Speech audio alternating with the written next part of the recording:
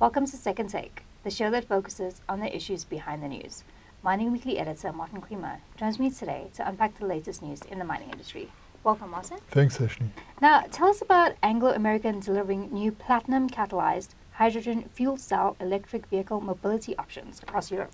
No, this is incredible. Here you get the South Africa-linked Anglo American working with partners, starting in Berlin, asking certain taxi operators linked to Toyota and other big car manufacturers to involve themselves with green operations and get out to the people and take them around and display that, our platinum-based hydrogen fuel cells is the answer. This is zero emission. And Berlin took it up well. Now, moved into Paris, Brussels. It looks like Hamburg is next. It is sensational for Anglo to be involved with this. I just wish, now that they're shedding Anglo American Platinum, that we could do something similar here with taxis, because taxis know their route, and anything that knows its route can work on clean green fuel, and clean green fuel in the way that we do it with green hydrogen is really the main answer here to the world's problems. So hopefully it'll be acknowledged and it'll stretch here as well. Now, there is a call for the mining industry to commit to an intensified pursuit of decarbonisation goals amid the slow rate of decarbonisation. Yeah, I think that this slow rate has got to be reversed. We went into it with great enthusiasm in the mining sector. We wanted to decarbonise fast. We wanted to create new scenarios. I mean, you had that fantastic new gen heavy haulage hydrogen truck. It was phenomenal. We don't hear much about that anymore, I suppose, because the price of the platinum is so low. But there's a gold price that's very high.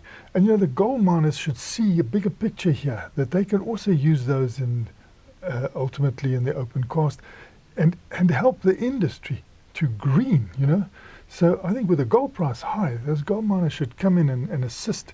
With the platinum price low, perhaps they can give all the information they've got over and make sure it's spread. But we must take cleaning the mining industry seriously, because it's going to come back to bite us if we don't. And the whole climate change situation, we've got to realize it's real.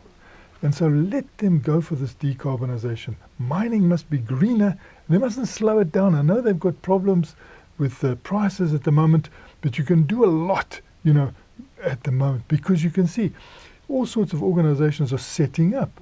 You suddenly get this announcement that new electric vehicles are going to get fantastic incentivization in South Africa from next year. That includes hydrogen.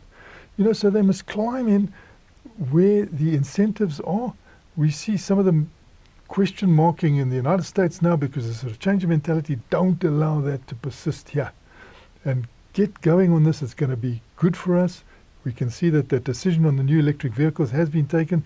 There's a secretariat set up in the Industrial Development Corporation now. Make full use of that to get the mining industry cleaner and greener.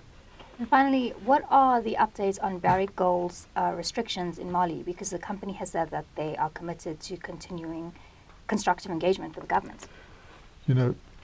Barrick and Mali is very interesting, but you have to look at the predecessor of that, Rand Gold Resources and Mali. And you have to go further and you have to look at the background, of Dr. Mark Bristow.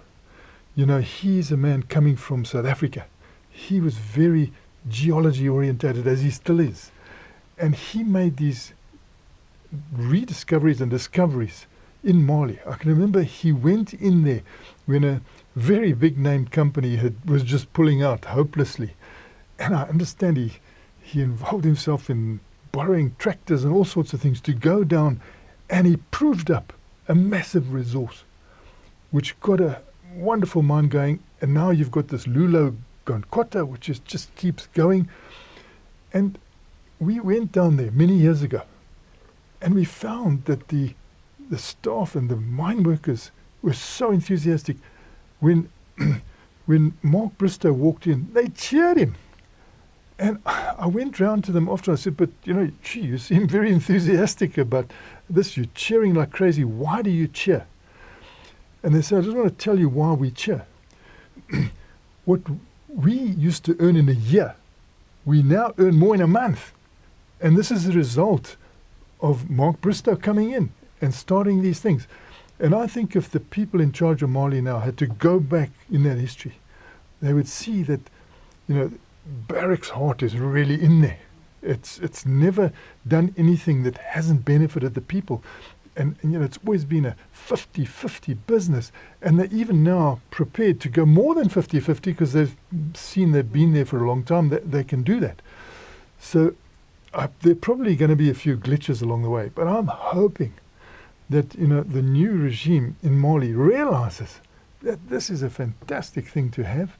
And they shouldn't be stopping it when the gold price is so high. They should be letting this go through and enjoying the benefits. But you worry that there are outside influences there. You worry that other people are wanting to get their hands on physical gold. Who are those people? Let's find out who those are. Because there have been sanctions places where people are unable to pay in dollars anymore. They've got to pay in gold. Is this influencing that situation? Which will be heartbreaking. And I just hope that there is this encouraging work and they make sure that they get the best out of what's going on. It's incredible what they've got there, and it's got a long life. And, Mark Bristow, the way he is, he doesn't believe in buying assets. He believes in discovery and development because he comes from that geology side. And that is so important for us, Africa. And you've seen him do well in Africa. And you can see that his heart is close to Africa. I mean, even during the holidays, we used to see him and his sons going around on their motorbikes in Africa. They like the place, So hopefully Mali will realize that. They'll come to a solution quickly. Thanks for speaking with us, Martin. It's a great pleasure, Stashni. That's it for today. Join us again next week for more news analysis on the local and global mining industries. And don't forget to listen to the audio version of our Mining Weekly daily email newsletter.